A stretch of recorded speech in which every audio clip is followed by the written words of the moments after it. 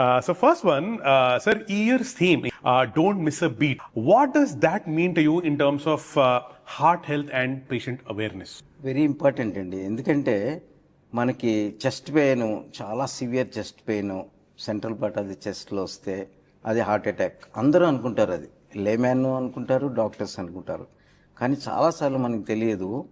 Simple breathlessness or fatigue or giddiness, severe dizziness, ఇటువంటి కొన్ని జా పెయిన్, చాలామంది అనుకుంటారు జా పెయిన్ అంటే పంటి నొప్పి అని.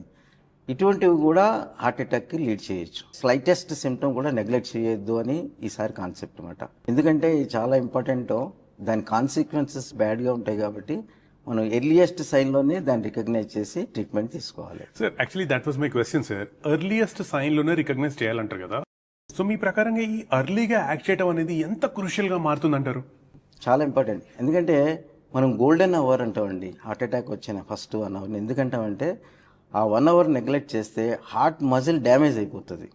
హార్ట్ మజిల్ డ్యామేజ్ అయితే దాని కాన్సిక్వెన్సెస్ లైఫ్ లాంగ్ ఉంటాయి. ఒక్కసారి అక్యూట్గా డెత్ అవ్వచ్చు, లేకపోతే మజిల్ పోతే క్వాలిటీ ఆఫ్ లైఫ్ ఉండదు. హార్ట్ ఫెయిల్యూర్లో అస్మానం, బ్రెత్లెస్నెస్తో. So long term muscle loss లేకుండా అక్యూట్ డెత్ రాకుండా అందుకని చాలా ఇంపార్టెంట్ ఎర్లియస్ట్గా మనం దానికి ట్యాకిల్ చేయాలి.